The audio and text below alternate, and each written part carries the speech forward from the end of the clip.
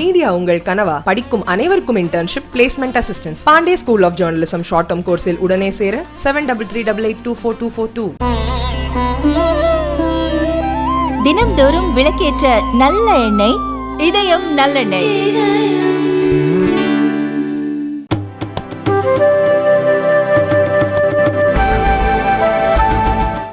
मेरे साथ बोलिए भारत माता की। इन्होंने சேர்ந்து எல்லாரும் சொல்லுங்க. अरे भाई भाई ऐसी आवाज नहीं चलेगी। इस बार वेल्लोर में एनडीए की भाजपा की सीट लानी है। दोनों हाथ उठाइए। இந்த குரல் பத்தாது, என்டிஏ ஜெயிக்கிற மாதிரி இருக்கணும் குரல். ரெண்டு கையையும் தூக்குங்க. विजय के संकल्प की मुट्ठी बीजिए। வெற்றிக்கான குரலை எழுப்புங்க और प्रचंड आवाज से बोलिए भारत माता की जय, भारत माता की जय। मंच पर उपस्थित जिन्होंने तमिलनाडु में भारतीय जनता पार्टी को पूरे जोश के साथ गांव-गांव तक पहुंचाने का काम किया है, ऐसे मेरे छोटे भाई श्री के अन्नामिलाई जी, ताली बजाओ सभी लोग। தமிழ்நாட்டின் பட்டி தொட்டி கிராமங்களில் எல்லாம் பாரதிய ஜனதாவை வேகமெடுக்க வைத்த என் அன்பு தம்பி அண்ணாமலை அவர்கள், श्री ए.सी. सन्मुगम जी, Shri VK. Singh ji, doctor P. Sudhakar Reddy ji, KS. नारायणधरन जी, श्रीमती पी. कार्तिकेयन जी, श्री जे. मनोहरन जी, और आज पूरी वेल्लोर कॉन्स्टिट्यूएंसी से हजारों की संख्या में इतनी कड़ी धूप में आए हुए प्यारे भाइयों बहनों और मेरे जिगर के टुकड़े जैसे युवा मित्रों, இன்று வேலூரில் கடுமையான வெயில்ல கூட என்னுடைய அன்பு தம்பிகள் என் இதயத்தில் இடம் பிடிச்சிருக்கிற நீங்கள் எல்லாம் இவ்வளவு திரளாக வந்திருக்கிறீர்கள். இது மிகவும் மகிழ்ச்சி அளிக்கிறது. मित्रों, सबसे पहले मैं भारत की महान भाषा तमिल में बोल नहीं सकता, इसलिए आप सभी से माफी मांगकर मेरी बात की शुरुआत करता हूं। உங்க அத்தனை பேர் முன்னாடியும் பாரதத்தின் தொன்மையான மொழியான தமிழ் மொழியில் பேச முடியவில்லையே என்பதை நான் மிக வருத்தத்தோடு சொல்லி மன்னிப்பு கேட்டுக்கிறேன். मित्रों, आज मैं वेल्लोर आया हूं तब ये ऐतिहासिक भूमि के थिरुकदासामी चेट्टियार जी को प्रणाम कर मेरी बात की शुरुआत करता हूं। இந்த இதிகாசம் வரலாற்று சிறப்புமிக்க வெள்ளூர் பூமியிலே திரு கந்தசாமி செட்டியார் அவர்களை வணங்கி என் உரையை தொடங்குகிறேன். मैं भारत के महान स्वतंत्रता सेनानी श्री कल्याण रमन जी को भी प्रणाम कर मेरी बात की शुरुआत करना चाहता हूं। வேலூரின் புகழ்பெற்ற சுதந்திர போராட்ட வீரர் கல்யாணராமன் அவர்களையும் வணங்கி இந்த உரையை தொடங்குகிறேன். आज मेरा यहां आने का मकसद हमारे प्रिय प्रधानमंत्री नरेंद्र मोदी जी के नेतृत्व में भारतीय जनता पार्टी और एनडीए की सरकार के 9 साल पूरे हुए हैं, इसलिए मैं तमिलनाडु की जनता को धन्यवाद कहने के लिए यहाँ आया हूं। நான் இங்க உங்க முன்னாடி வந்திருக்கிறதுக்கான மிக முக்கியமான காரணம் நம் மதிப்பிற்குரிய பாரத பிரதமர் திரு நரேந்திர மோடி அவர்கள் 9 ஆண்டு கால ஆட்சியை மிக சிறப்பாக நடத்துவதற்கு தமிழக மக்கள் தந்த ஒத்துழைப்பிற்கு நன்றி தெரிவிப்பதற்காக வந்திருக்கிறேன். पहले 10 साल तक कांग्रेस डीएमके की सरकार तमिलनाडु में चली, जिसने 12,000 करोड़ के घपले घोटाले भ्रष्टाचार किया। 9 साल में नरेंद्र मोदी सरकार पर एक भी भ्रष्टाचार का आरोप कोई नहीं लगा सका। இந்த ஆட்சிக்கு முன்னாடி 10 ஆண்டு காலம் காங்கிரஸ் திமுக ஆட்சி நடைபெற்றுக் கொண்டிருந்தது. ஆனா அப்ப அவங்க 12,000 கோடி ரூபாய்க்கு ஊழல் செஞ்சாங்க. நம்முடைய 9 ஆண்டு கால ஆட்சியில சுட்டி காட்டுற மாதிரி ஒரு ஊழல் குற்றச்சாட்டு கூட இல்லாம சிறப்பான ஆட்சி நடைபெற்று இருக்கிறது. मित्रों, नरेंद्र मोदी सरकार ने दुनिया में भारत का सम्मान बढ़ाने का काम किया है. நண்பர்களே, நமது மோடி அவர்களின் அரசு உலகத்திலே பாரதத்தின் பெருமையை மிகவும் உன்னதமாக உயர்த்தி இருக்கிறது. और नरेंद्र मोदी सरकार ने भारत को सुरक्षित बनाने का भी काम किया है. பாரதத்தை வளர்ச்சி பாதையிலும் கொண்டு சென்று கொண்டிருக்கிறது நம் அரசு. और साथ साथ अभी अभी नई पार्लियामेंट भवन का लोकार्पण नरेंद्र मोदी जी ने किया. इसमें तमिलनाडु के चोल साम्राज्य का परंपरा से सेंगोल को फिर से एक बार पार्लियामेंट में स्थापित करने का काम नरेंद्र मोदी सरकार ने किया है. இப்போது டெல்லியிலே கட்டப்பட்டிருக்கும் புதிய பாராளுமன்ற கட்டிடத்திலே தமிழர்களின் தொன்மையான சோழ சாம்ராஜ்யத்தின் சின்னமான செங்கோலை மைய மண்டபத்திலே வைத்து சாதனை படைத்திருக்கிறது நம் அரசு. मित्रों, तीसरी बार भी 2024 में देश में फिर से नरेंद्र मोदी सरकार बनने वाली है. நண்பர்களே, மீண்டும் 2024 மூன்றாவது முறையாக நமது நரேந்திர மோடி அவர்களின் அரசு மீண்டும் உருவாக இருக்கிறது. परंतु मैं आपको विनंती करने आया हूं कि 2024 में नरेंद्र मोदी जी को तमिलनाडु का आशीर्वाद मिले और 25 से ज्यादा सीटें तमिलनाडु में एनडीए जीतकर मोदी जी प्रधानमंत्री बने. நண்பர்களே, 2024 என்ன சிறப்பு இருக்கணும்னா தமிழ்நாடு மக்களின் ஆசீர்வாதத்தோட 25 பாராளுமன்ற தொகுதிகளை நீங்கள் வென்று கொடுக்க வேண்டும்.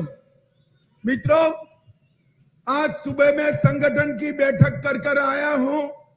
हमारे प्रदेश अध्यक्ष अन्ना मलाई ने जिस प्रकार से संगठन बनाया है, मुझे पूरा विश्वास है कि तमिलनाडु में इस वक्त इस साल 2024 में 25 से ज्यादा सीटें एनडीए जीतकर मोदी जी के साथ तमिलनाडु से कई मंत्री नए मंत्रिमंडल में शपथ लेंगे.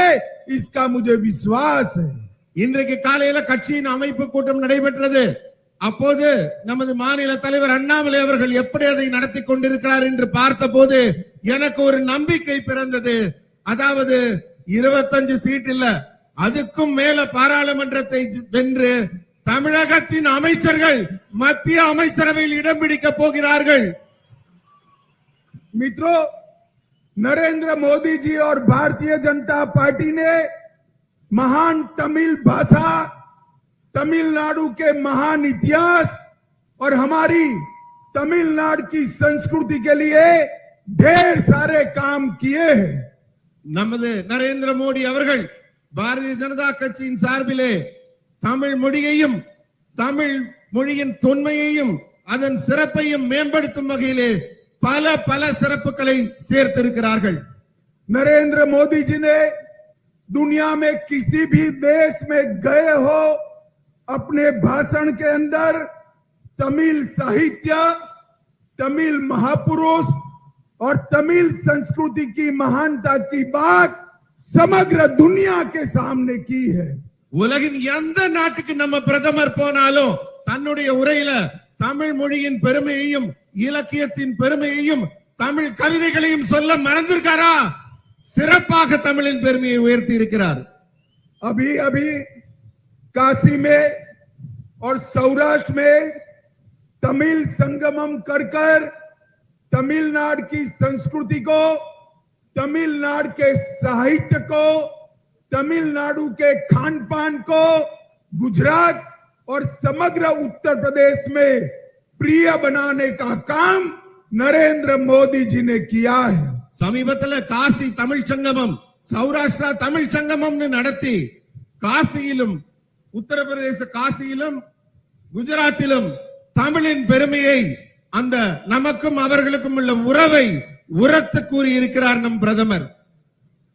काशी तमिल संगमम में प्रधानमंत्री जी ने भारत की 13 भाषाओं में तिरुकुरल का अनुवाद कर तिरुकुरल को भारत के घर घर में पहुंचाने का काम किया है.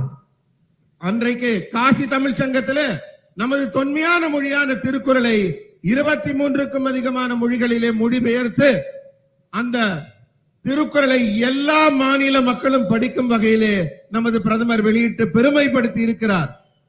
पिछले माह प्रधानमंत्री जी पापुआ न्यू गिनी गए थे. उन्होंने तिरुकुरल का स्थानीय भाषा में भाषांतर कर विदेश में भी पहुंचाने का काम नरेंद्र मोदी जी ने किया है. போன மாதம் பப்பு நியூ கினியான் என்ற பகுதிக்கு சென்ற போது நமது பிரதமர் அங்கும் திருக்குறளின் பெருமையை பேசி இருக்கிறார். உலகின் எந்த மூலைக்கு சென்றாலும் திருக்குறளின் பெருமையை நமது பிரதமர் பேசிக் கொண்டிருக்கிறார். मित्रों, 10 साल तक डीएमके यूपीए सरकार में रही, पहले भी 8 साल तक सत्ता में रहे, परंतु सीएपीएफ की परीक्षा में, नीट की परीक्षा में, ऑल इंडिया सर्विसेज की परीक्षा में तमिल लड़कों को, बच्चों को तमिल में पेपर लिखने की छूट नहीं थी. अब ऑल इंडिया सर्विसेज, नीट और सीएपीएफ के एग्जामिनेशन तमिल भाषा में भी लिए जाते हैं.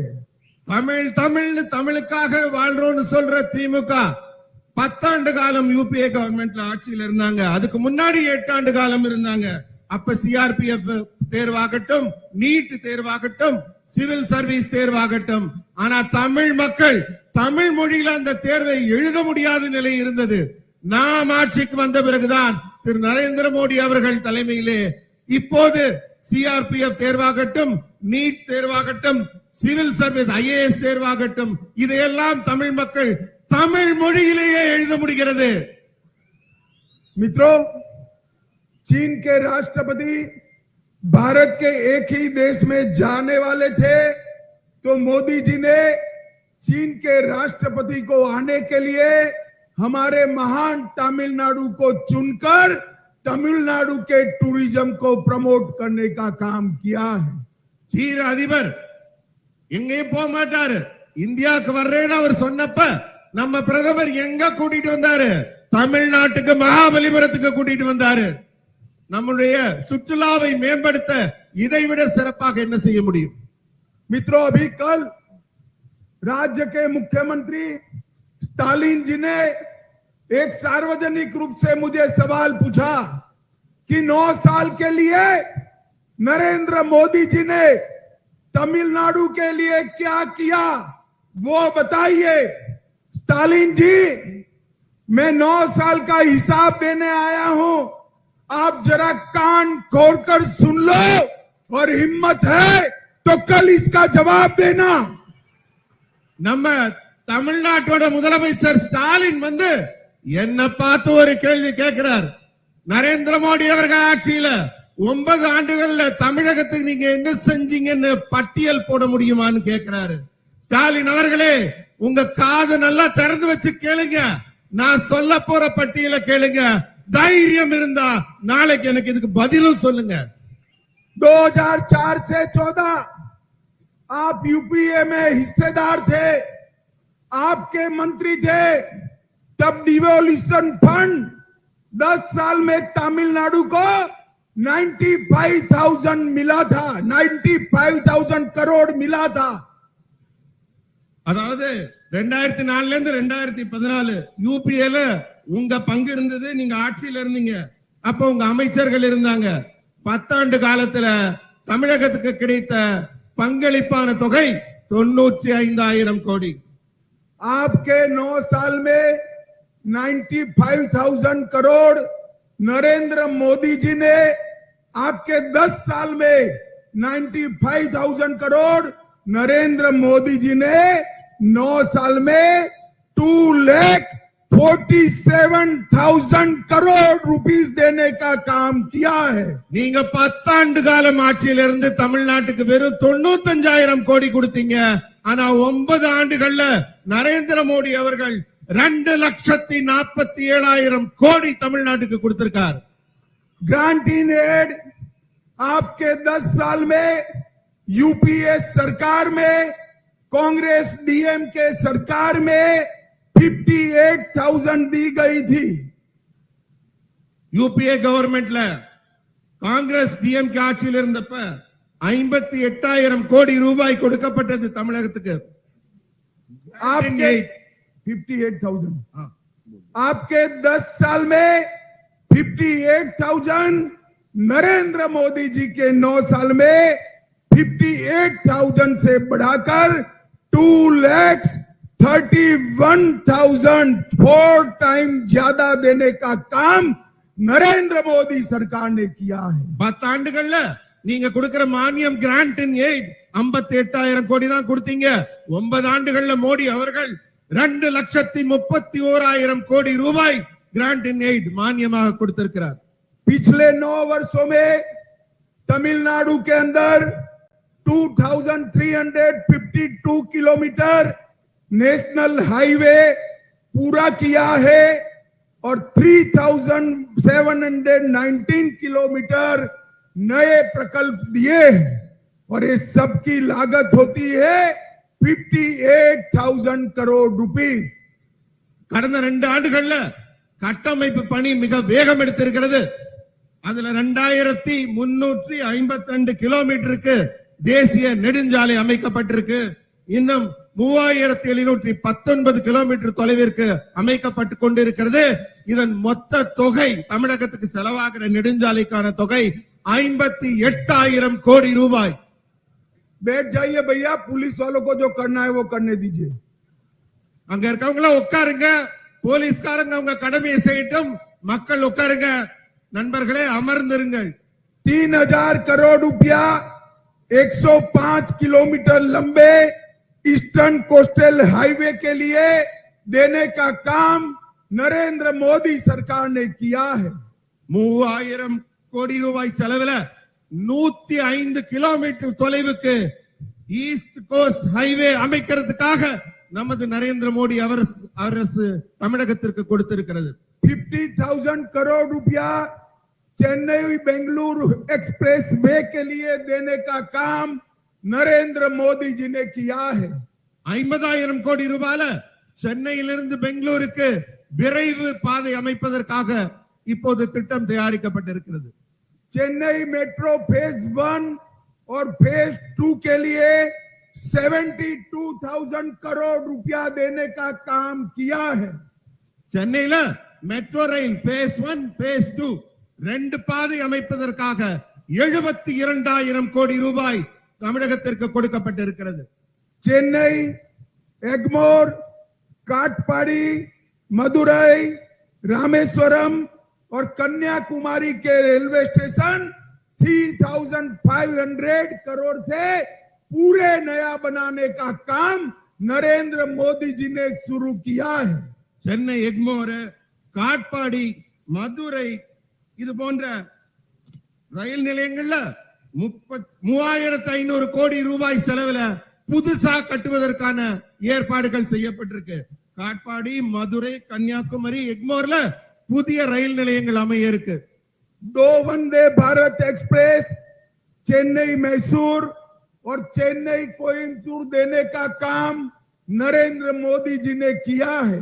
புத்தம் புது வந்தே பாரத் எக்ஸ்பிரஸ் ரயில் சென்னையிலிருந்து மைசூருக்கும் சென்னையிலிருந்து கோயம்புத்தூருக்கும் தற்போது பறந்து கொண்டிருக்கிறது. 1,260 करोड़ रुपया से 1,260 करोड़ रुपए की लागत से चेन्नई एयरपोर्ट इंटीग्रेटेड भवन का उद्घाटन भी नरेंद्र मोदी जी ने किया है।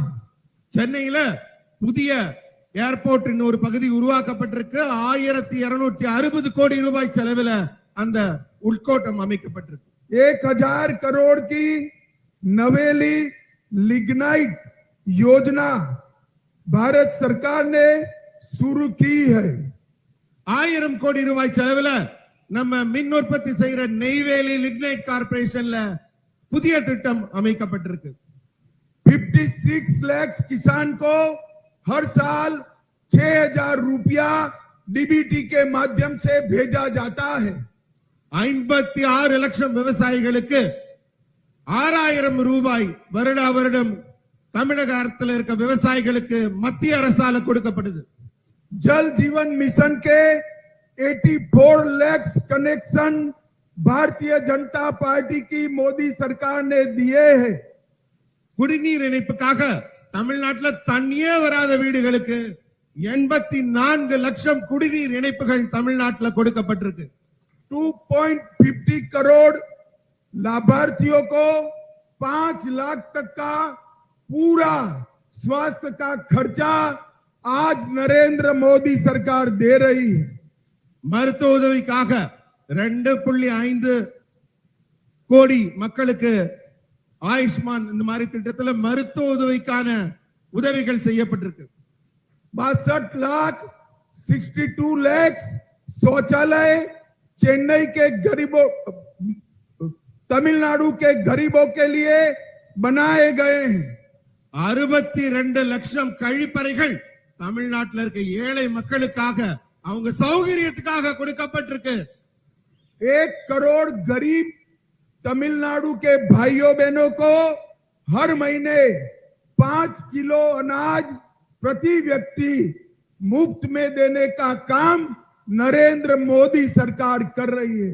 1 கோடி ஏழை மக்கள் பயன்பெறும் வகையில 5 கிலோ அரிசி, தானியம், பருப்பு போன்ற வகைகள் எல்லாம் சேர்ந்து பெறுவதற்காக மத்திய அரசு தொடர்ந்து வழங்கிக் கொண்டிருக்கிறது.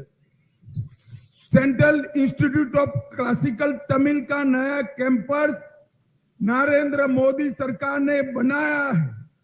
செம்மொழி ஆராய்ச்சி மையத்திற்கான புதிய கட்டிடம் சென்னை தரமணியில மிகச் சிறப்பாக சிறந்து தமிழுக்காக, தமிழ் மொழி வளர்ச்சிக்காக ஆராய்ச்சி செய்து கொண்டிருக்கிறது.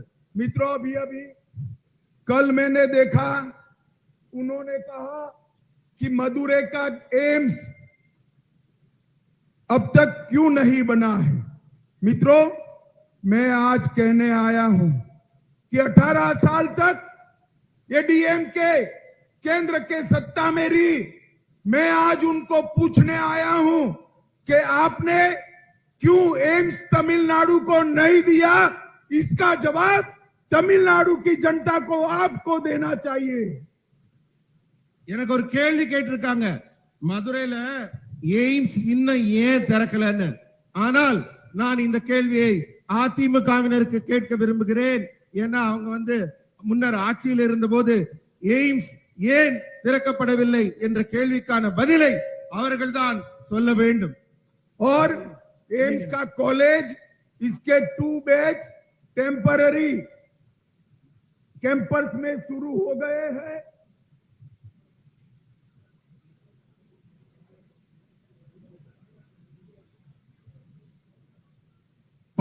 ஆண்டுகளாக ஆட்சியில் இருந்த திமுக எங்களை ஏன் ஒரு எய்ம்ஸ் கொண்டாடலன்னு கேக்குறீங்களே. ஆனால் நீங்க ஏன் எய்ம்ஸ் 18 ஆண்டு காலமாக இருந்தும் ஒரு எய்ம்ஸ் கூட தமிழ்நாட்டுக்கு கொண்டாடவில்லை. एम्स की मेडिकल कॉलेज के 2 कैंपस टेम्पररी कैंपस में चालू हो गए हैं और एम्स का निर्माण भी फेज मार्क में चालू कर दिया जाएगा. मगर आप वो जवाब दीजिए, मोदी जी ने तो एम्स दिया, 18 साल तक आप केंद्र से एम्स भी नहीं ला रहे. केवल और केवल भ्रष्टाचार करने का काम ये डीएमके के लोगों ने किया है. எய்ம்ஸ் ஏன் திறக்கலன்னு எங்களை பார்த்து கேள்வி கேட்கிறீங்களே. ஆனா இப்ப எய்ம்ஸ்ல பேஸ் 1 பேஸ் 2 தொடங்கி விட்டது. மக்கள்லாம் அங்க மாணவர்கள் படிக்க தொடங்கி விட்டார்கள். இங்க தொடங்கிட்டு இருக்கு. ஆனா எங்களை கேள்வி கேட்க முன்பு நீங்கள் உங்களை கேட்டுக்கொள்ள வேண்டும். 18 ஆண்டு கால ஆட்சியில் இருந்து கூட, மத்திய அரசில் இருந்து கூட ஒரு எய்ம்ஸை கூட திறக்க வேண்டும் அப்படிங்கிற எண்ணம் உங்களுக்கே வராம இருந்தது. मित्रों, ईएसआईसी की मेडिकल कॉलेज कोयम्बटूर में स्थापित किया जा रहा है, जिसके लिए भारत सरकार ने 1500 करोड़ दिया है. இஎஸ்ஐ மருத்துவமனையின் மருத்துவ கல்லூரி கோவையில் திறக்கப்பட இருக்கிறது. 1500 கோடி ரூபாய் செலவிலே அங்கு மருத்துவ கல்லூரியும் மருத்துவ ஆராய்ச்சியும் நடைபெறும். भारत सरकार ने 11 जिलों में 11 मेडिकल कॉलेज देकर 1450 से ज्यादा स्टूडेंट की पढ़ाई लिखाई चालू कर दी है. 11 மாவட்டங்கள்ல 11 புதிய மருத்துவ கல்லூரிகள் தொடங்கி அங்கெல்லாம் இப்போது மாணவர்கள் படிக்க தொடங்கி விட்டார்கள். மருத்துவ கல்வி உதவியும் மருத்துவ உதவியும் மக்களுக்கு வழங்கப்பட்டு கொண்டிருக்கிறது. पूरे देश में 2 डिफेंस कॉरिडोर बनने थे, उसमें से एक डिफेंस कॉरिडोर अपने तमिलनाडु को देकर ढेर सारा इन्वेस्टमेंट लाने का काम नरेंद्र मोदी जी ने किया है. மொத்த இந்தியால பாதுகாப்பு சாளரம் டிஃபென்ஸ் காரிடோர் 2 இடத்துல தொடக்க இருந்தாங்க. அதுல ஒரு வாய்ப்பை நமது மோடி அரசு தமிழகத்திற்கு வழங்கி இப்போது இங்கு தொழிலும் வாய்ப்பும் அதிகரிக்கிறதுக்கான ஒரு மிகப்பெரிய ஒரு உற்சாகத்தை கொடுத்திருக்கிறாங்க. தமிழ்நாட்டுக்கு டிஃபென்ஸ் காரிடோர் கிடைச்சிருக்கு. मित्रों, ये कांग्रेस और डीएमके दोनों 2G, 3G, 4G पार्टी है. காங்கிரஸும் டிஎம்கேவும் ஊழல் மட்டும்தான் செய்யற கட்சி. 2G, 3G, 4G இது போன்ற ஊழல் மட்டும் செய்யற கட்சி. मैं 2G के भ्रष्टाचार की बात नहीं कर रहा. 2G मतलब 2 जनरेशन, 3G मतलब 3 जनरेशन और 4G मतलब 4 जनरेशन. நான் 2G, 3G, 4G ஊழல் மட்டும் சொல்லல. அவங்க 2 தலைமுறையாகவும் 3 தலைமுறையாகவும் 4 தலைமுறையாகவும் ஆட்சியில அவங்க குடும்ப ஆட்சி நடத்திக்கிட்டு இருக்காங்கறத குறிப்பிட்டு சொன்னேன். देखिए, मारन परिवार 2G है, इसके 2 जनरेशन पॉलिटिक्स में आकर करप्शन कर रहे हैं. மாறன் குடும்பத்துல பாத்தீங்கன்னா 2 தலைமுறையா அவங்க ஊழல் செஞ்சிட்டு இருக்காங்க. करुणानिधि परिवार 3G है, इनके 3 जनरेशन पॉलिटिक्स में आकर करप्शन करने का काम कर रहे हैं. கருணாநிதியின் குடும்பத்தை பாத்தீங்கன்னா அவங்க 3G குடும்பம். ஏன்னா அவங்க 3 தலைமுறையாக ஊழல் செய்து கொண்டிருக்கிறார்கள். और गांधी परिवार 4G है, ये राहुल बाबा 4थी जनरेशन है. 4 जनरेशन से पॉलिटिक्स में सत्ता एंजॉय कर रहे हैं. 4G குடும்பம் யாருன்னா காங்கிரஸ் குடும்பம். நம்ம ராகுல் இருக்காரு, அவர்தான் 4வது தலைமுறை.